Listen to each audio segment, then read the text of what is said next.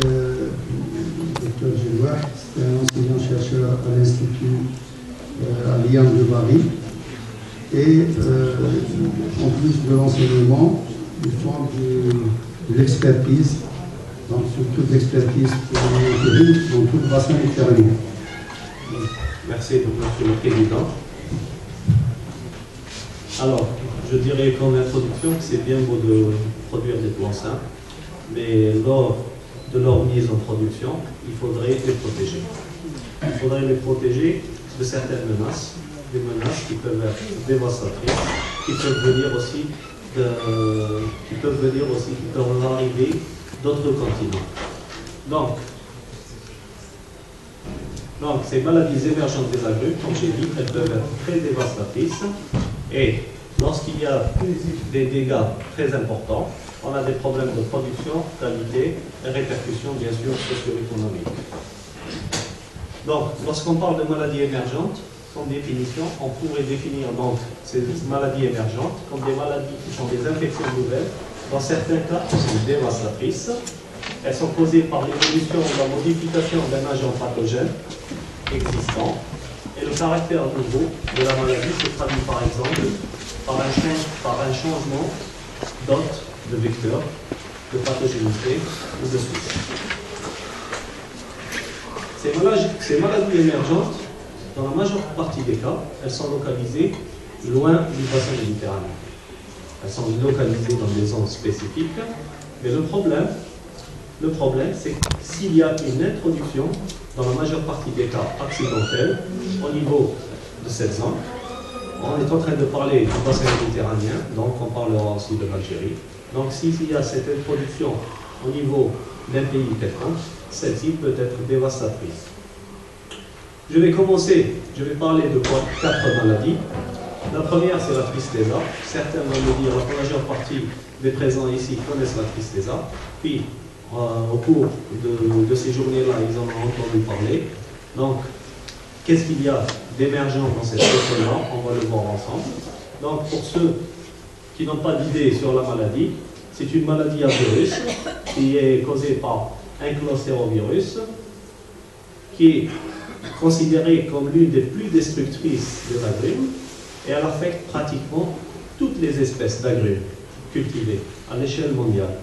En particulier si le porte-greffe utilisé est le bigaradier. Vous voyez ici, le tristeza pratiquement a été rapporté dans toutes les zones où les agrumes sont cultivés. Et cette maladie-là, elle cause, comme vous le voyez, le symptôme le plus important, c'est un dépérissement rapide de l'arbre. D'ailleurs, c'est pour cela qu'on l'a nommé tristeza. C'est dû au fait qu'elle donne une impression de tristesse, là, donne une impression de tristesse. Mais d'autres symptômes peuvent être aussi trouvés en plein champ, comme le nanisme des arbres, des fruits qui sont de différentes tailles, qui sont dus à des floraisons pratiquement hors saison, et aussi des nécroses au niveau de la ligne de greffe, comme vous voyez ici, et des trous sur le bigaradier. Ces trous, c'est comme pratiquement un nid d'abeille. La diffusion du virus qui est la cause de cette maladie, elle se fait par l'échange de germoplasme et aussi par propagation du matériel végétal, comme c'est le cas ici de plantes infectées, ou bien par greffage. Les vecteurs qui peuvent transmettre ce virus-là, ils sont nombreux. C'est des pucerons. Les plus importants, les plus distribués sur le bassin méditerranéen, c'est le puceron du coton ou du melon, la Physkotypi, et le puceron spirea, la Spiricola. Par contre, le plus important du point de vue efficacité, c'est celui-ci, c'est le Toxoptera citricidus, et celui-ci, vous allez le voir, a été rapporté récemment dans certains pays du bassin méditerranéen. La situation en ce moment pour la tristeza, au niveau du bassin méditerranéen. Les premiers cas de tristeza, pratiquement, ont été observés lors de l'introduction du citronnier Meyer. Le citronnier Meyer, dans les années 50, c'est un arbre qui ne montrait pas de symptômes. Et lors de son introduction dans le bassin méditerranéen, l'Algérie comprise, il y a eu les premiers foyers de tristeza. Aujourd'hui, la situation est comme suit. On a dans la première catégorie les pays où la maladie est endémique, elle est présente partout, comme c'est le cas de l'Espagne, la Croatie, Israël et Monténégro. La catégorie 2, c'est là où il y a des foyers isolés et le bigaradier est très utilisé. C'est le cas de la France, la Grèce, Malte et la Tunisie. La troisième catégorie, elle englobe les pays où l'épidémie de la tristeza elle a une diffusion très rapide et le bigaradier est très utilisé, comme c'est le cas de l'Italie, Chypre, Turquie, Palestine, Jordanie.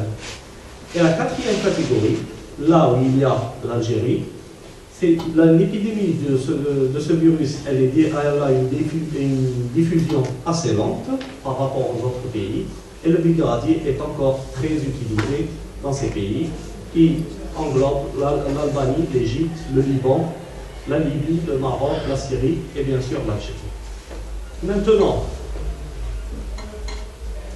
le problème, vous allez me dire que certains pays, là où la maladie est endémique, comme en Espagne, en Croatie, ils arrivent à produire. D'ailleurs, les Espagnols, pratiquement, ils sont les premiers sur le marché mondial de production en prêt, parce que ceux-ci, comme vous voyez ici, utilisent un de ces porte-greffes tolérants, c'est-à-dire que ces porte-greffes permettent à l'arbre de produire encore et de ne pas montrer de symptômes de la tristesse. Comme vous voyez ici, j'étais en plein champ, c'était un producteur qui produisait des agrumes. Il avait, pour certains plants, comme c'est le cas ici, il avait utilisé des porte-greffes qui étaient tolérants. Cet arbre est infecté de tristeza, de même que celui-ci. L'un montre les symptômes très sévères d'un dépérissement rapide. Par contre, l'autre, pratiquement, il ne montre pas de maladie. Donc, dans un certain sens, avec l'utilisation de porte-greffes tolérants, on pourrait résoudre le problème. Mais, dernièrement, au niveau du bassin méditerranéen, il y a la présence de certains cas isolés de souches exotiques. Ces souches exotiques qui provoquent, dans la majeure partie du temps, le stem pitting ou le CPPLOS. Et ces souches exotiques, si elles sont présentes au niveau de l'arbre, ce système-là ne fonctionne plus. Les porte-greffes qui sont tolérants ne fonctionnent plus. Donc, là, on se retrouve avec une émergence d'un autre problème. Émergence d'un autre problème, c'est celui-ci. La Toxoptera citricidus, qui est l'un des vecteurs les plus efficaces aussi à transmettre ces souches exotiques, a été retrouvé d'abord dans les îles Madeiras, puis par la suite, il s'est déplacé et on l'a retrouvé dans l'an 2005-2006 dans cette zone-là, c'est-à-dire au nord de l'Espagne et au nord du Portugal. Donc celui-ci est pratiquement à la porte des pays du bassin méditerranéen, surtout en ce qui concerne ceux du Maghreb. Je passerai maintenant à une deuxième maladie. C'est une maladie qui n'est pas très connue. Je l'ai incluse au dernier moment parce que je vais parler de la limette. De la limette, c'est un fruit qui est très prisé dans le monde arabe. Et la limette, généralement, elle se développe dans des zones arides ou semi-arides. J'ai eu, certains m'ont dit que certains Algériens étaient, disons, intéressés par introduire cette espèce-là en Algérie, dans des zones arides ou semi-arides. Alors, j'ai inséré aussi cette maladie. Cette maladie, c'est le balai de sorcière de la limette, c'est la limette douce. Et donc, la limette douce est très liée au sultanat de Oman. Le sultanat de Oman, parce que ce fruit-là est très apprécié dans le monde arabe, qui est consommé en frais ou séché, il faisait la fierté de ce sultanat. Comme vous voyez ici, c'est de vieilles photos, là où on voit cette limette douce, ici elle est séchée. Donc, il faisait la fierté de ce sultanat de Oman. Dans les années 80, il y a eu certains symptômes qui apparaissaient, certains symptômes qui donnaient cela, qui donnaient un dépérissement des arbres. un dépérissement des arbres, une chute de fruits. Comme vous voyez ici, d'ailleurs le nom a été donné pratiquement, on a un anisme des feuilles apicales qui donne pratiquement un balai de sorcière sur la ligne 7 mm douce. Celle-ci, donc, cette maladie est causée par un phytoplasme antifolia, qui provoque aussi pratiquement la destruction de toute la production. Vous voyez ici un arbre qui est très atteint par la maladie, et un arbre qui est moyennement atteint, et un arbre qui produit des fruits sains. Donc, pratiquement, le produit est invendable. Et ce qui est intéressant aussi, c'est que ce phytoplasme-là, il peut atteindre aussi le cédratier. Celui-ci, donc, l'agent causal de cette maladie peut être transmis de différentes manières. D'abord par les matériels de propagation, par le greffage. Dernièrement, on a su aussi qu'il pourrait être transmis aussi par des graines et aussi par barcotage. Mais le vecteur le plus efficace, c'est cette cicadelle qui est pratiquement présente dans tous les pays qui ont un climat aride ou semi-aride. Pour ce qui est de la distribution géographique, jusqu'à maintenant, la distribution géographique est limitée. Comme je vous ai dit, dans les années 80, elle a été détectée au Sultanat de Oman, puis après dans un pays voisin, les Émirats Arabes Unis. Par la suite, dans l'an 2000, elle a atteint l'Iran, et pratiquement maintenant, elle est en train de détruire toute cette culture-là, la culture de la limette, et c'est une catastrophe qui est en train de se passer. Dernièrement, certains chercheurs ont parlé de symptômes similaires qui ont atteint aussi la limette douce, que ce soit en Inde, au Soudan et en Égypte. Mais celui-ci n'a jamais été confirmé qu'il s'agissait bien de cette maladie. Je passerai à la troisième. La troisième, c'est la plus importante. C'est la plus importante parce que c'est une maladie destructrice. On va voir ensemble. C'est ce qu'on appelle le Hang-Lang-Bing ou le citrus clinique. Hang-Lang-Bing, au départ, a été appelé comme ça. C'est la maladie du dragon jaune. Parce que cette maladie, pratiquement, au départ, au premier symptôme, elle montre sur les extrémités une forme qui était similaire avec celle d'un dragon. Elle est induite par une bactérie, le Libéribacter. Vous allez voir qu'ils sont diverses. En 1995, toute la communauté scientifique a décidé de l'appeler maladie des pousses jaunes ou Hang-Lang-Bing. Cette maladie, comme je l'ai dit, c'est l'une des plus dévastatrices des agriculteurs. Pratiquement, aujourd'hui, en Asie, il y a plusieurs pays qui n'arrivent plus à produire d'oranges. Je citerai la Malaisie, la Thaïlande, l'Indonésie, l'Inde, l'Arabie Saoudite et autres. Et il en existe deux formes. Une forme asiatique et une forme africaine. Elles sont similaires en termes de symptômes, les deux formes. Mais elles sont différentes en termes d'agents infectieux, de vecteurs et de conséquences. La forme asiatique est la forme qui semble être la plus sévère. Cette maladie est une menace très importante. Elle menace toutes les zones agricoles du monde. D'ailleurs, il y a un proverbe chinois qui dit que lorsque ce Hang-Lang-Bing arrive, il entre, les agriculteurs doivent s'en aller. Qu'est-ce que c'est? La maladie, elle se caractérise par différents symptômes.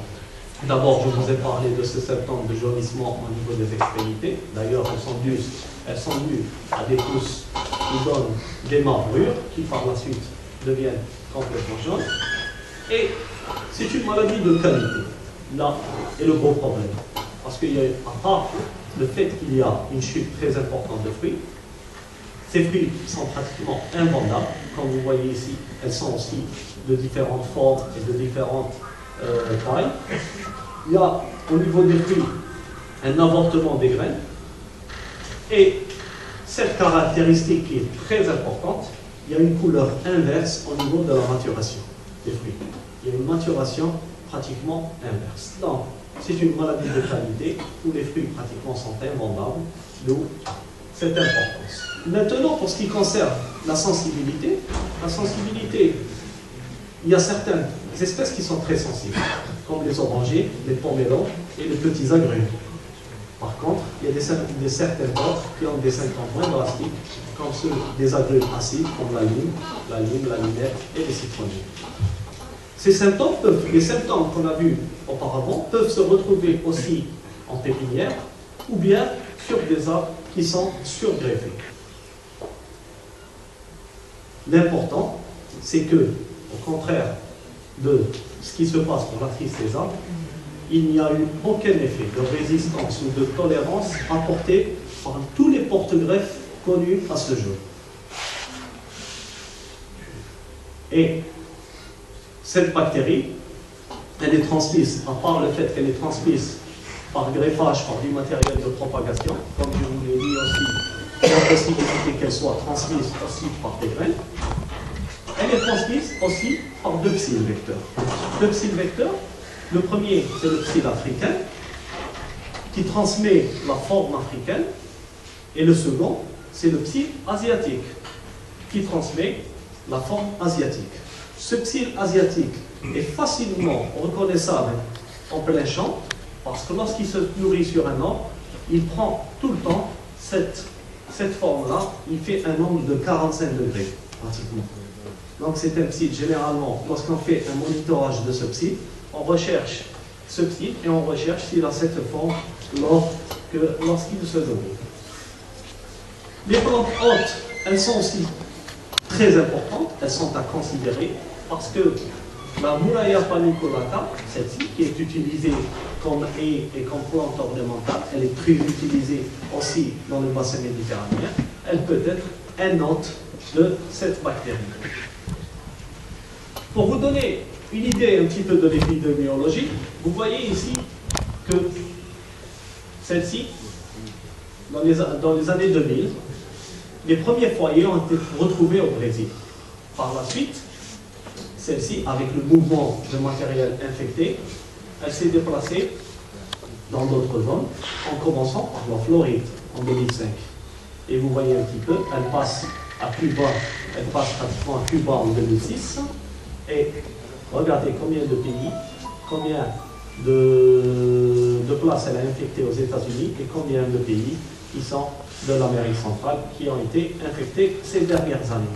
Une idée aussi, ces diapositives m'ont été données par une personne qui travaille en Floride.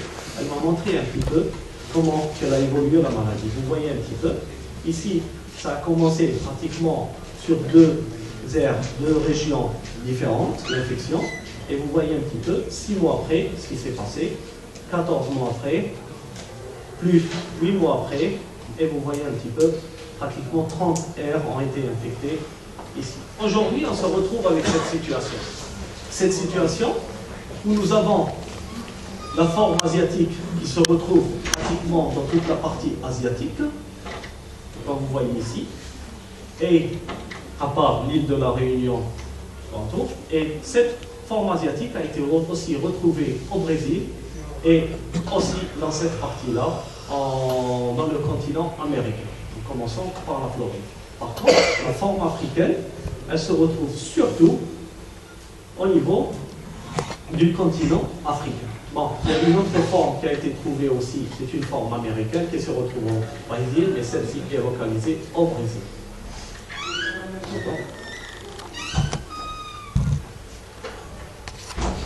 Mais l'important, c'est qu'en 2010, il y a eu le premier cas d'une forme asiatique en Afrique. Celle-ci a été trouvée en Afrique, en Éthiopie. Et je pourrais vous dire aussi qu'en Arabie Saoudite et au Yémen, il y a les deux formes, la forme africaine et la forme asiatique. Mais ce qui est important, c'est qu'en Afrique, on s'est retrouvé en Éthiopie avec une forme asiatique. L'Éthiopie, qui n'est pas trop loin du Maghreb, donc une menace aussi qui est à prendre en considération. Maintenant, pour vous donner aussi une idée,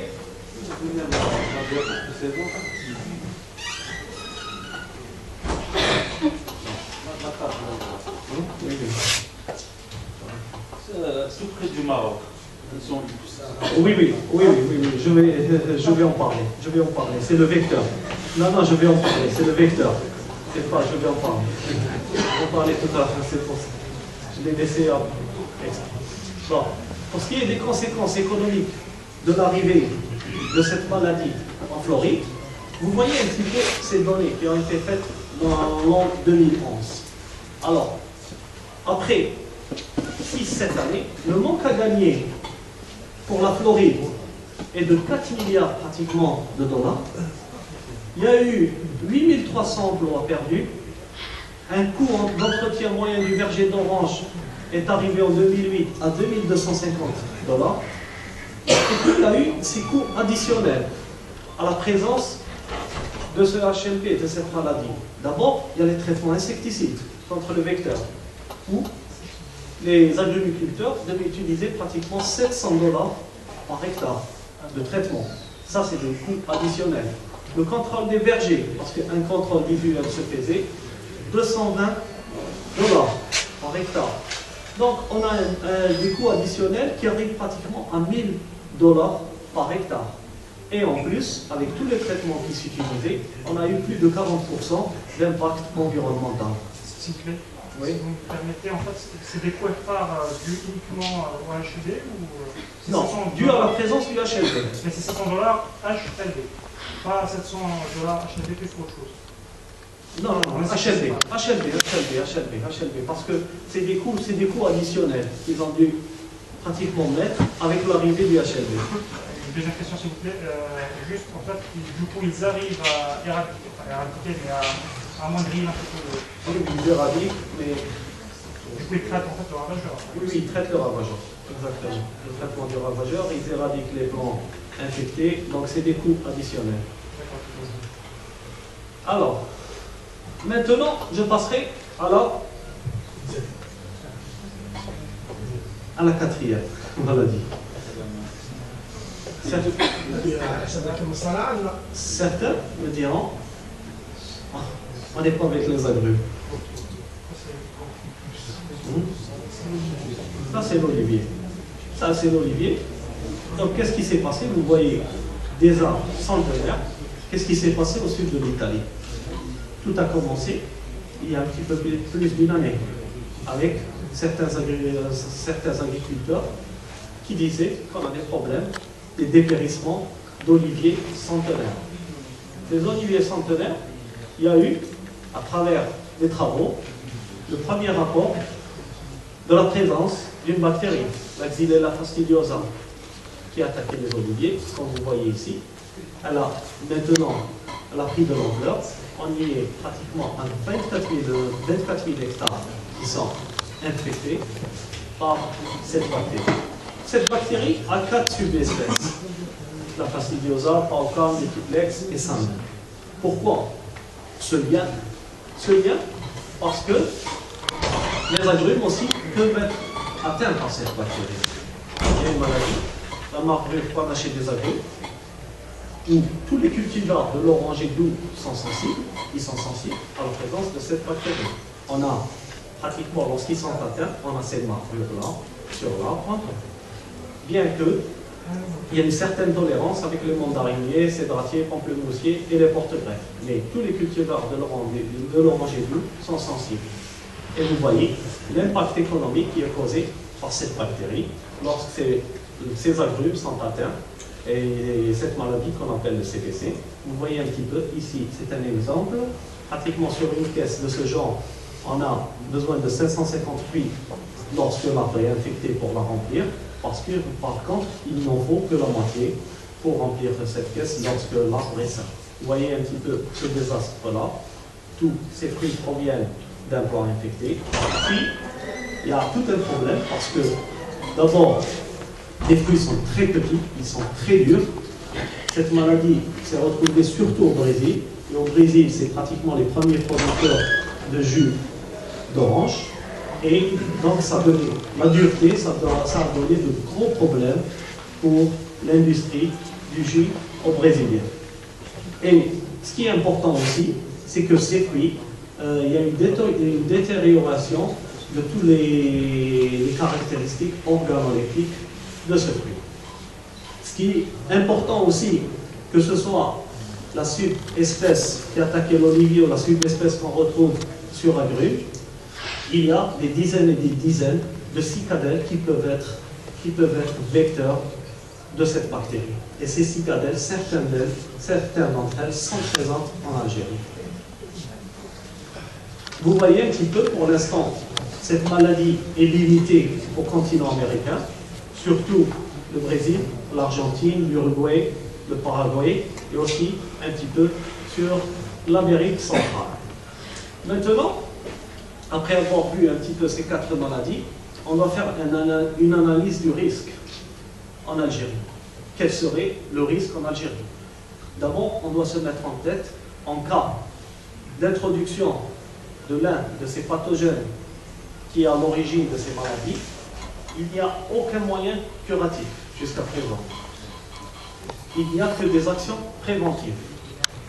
Le risque majeur se réduit sur l'introduction du matériel végétal infecté ou bien du vecteur quand il s'agit de la trichésa, et celui-ci peut être fait à travers des voyages touristiques, à travers le pèlerinage, comme vous avez vu, l'Arabie Saoudite par exemple est infectée par le greening, et aussi par l'échange de plantes ornementales qui peuvent être aussi des porteurs sains.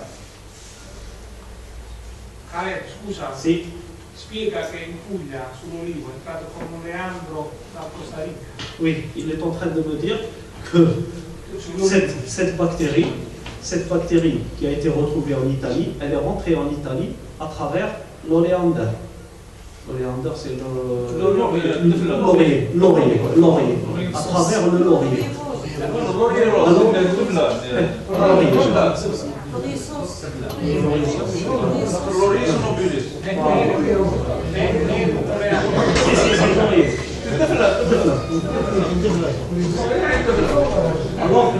Alors vous voyez un petit peu, justement c'est une remarque parce que vous voyez un petit peu ce risque-là d'introduire certains matériels végétaux ornementaux qui pourraient vous faire entrer un pathogène qui pourrait vous détruire votre culture ou qui pourrait vous détruire toute l'agriculture.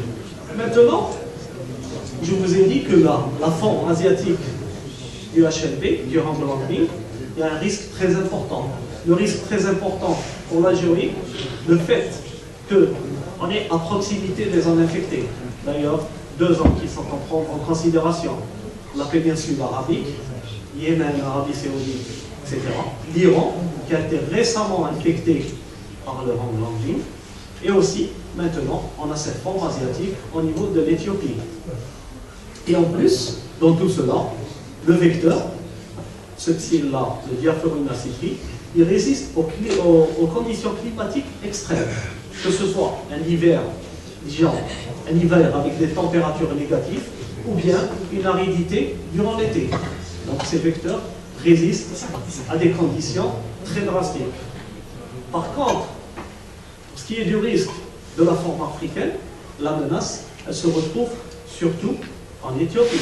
Parce que la forme africaine, bien que celle-ci se développe dans des zones qui n'est pas, disons, qui ne sont pas trop chaudes, le risque important qu'il y ait une colonisation au niveau des zones côtières. Maintenant, le risque aussi est très important parce qu'on a le vecteur et on a la forme en Éthiopie. Et justement, il me demandait que c'est près du Maroc. Le vecteur, il est sur les îles Canaries et les îles Madeiras. Les îles Madeiras qui appartiennent au Portugal et les îles Canaries qui appartiennent à l'Espagne. Donc, le vecteur est pratiquement à côté du Maroc. Le vecteur de...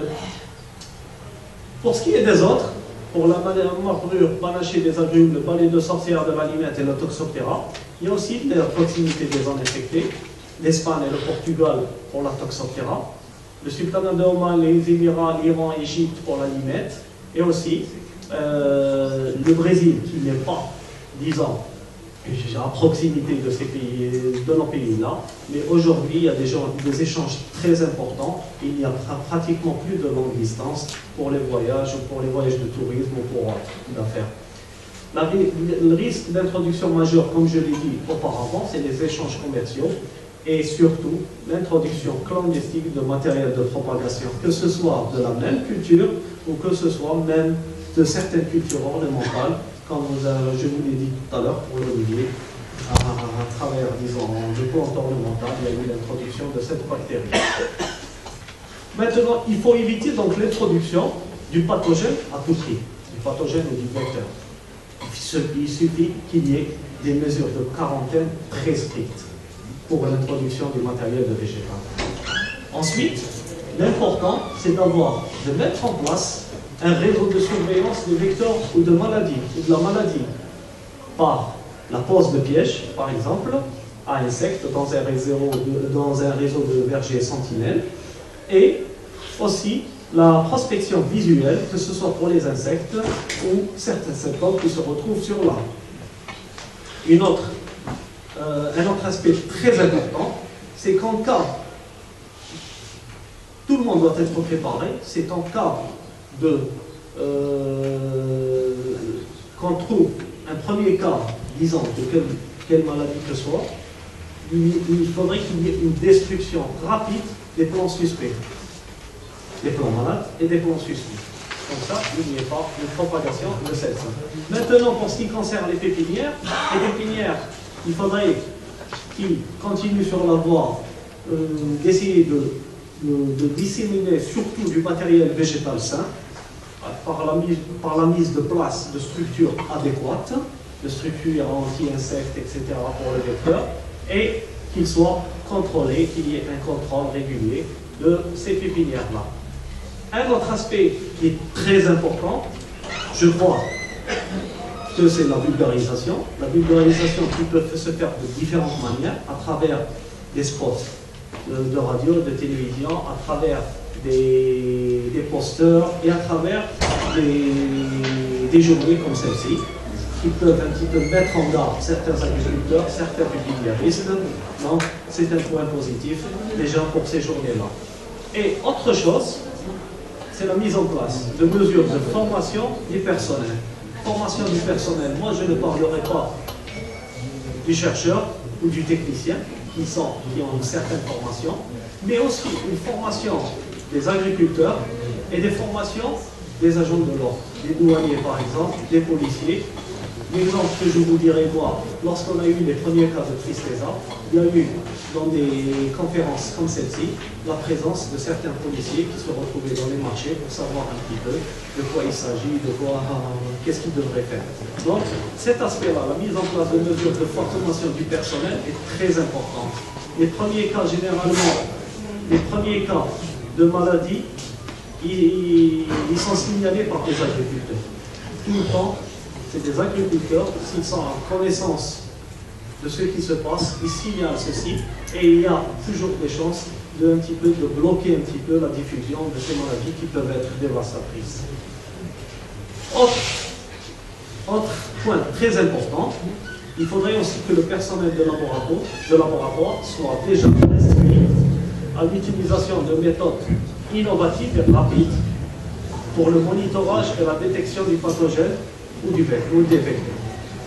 Un laboratoire doit être déjà préparé à faire ces tests-là pour pouvoir détecter, pour pouvoir prévenir l'introduction de ces maladies-là. Je ne dirais pas l'introduction de ces maladies, mais plutôt retarder l'introduction de ces maladies parce que c'est une question de temps.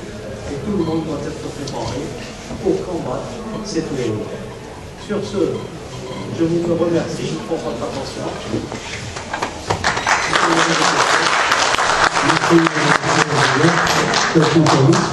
J'appellerai tous les conférenciers dont je vous connais ici et on va attendre vos questions, remarques. Hein. Donc on va lancer le...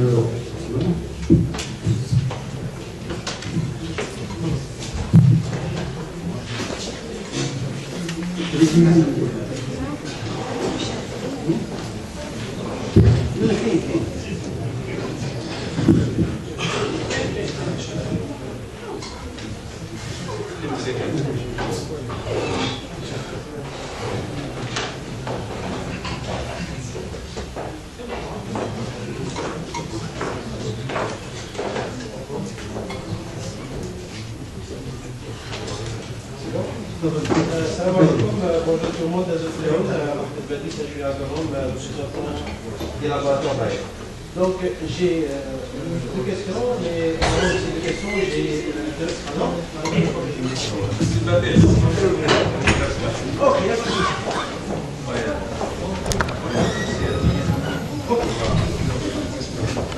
J'ai dit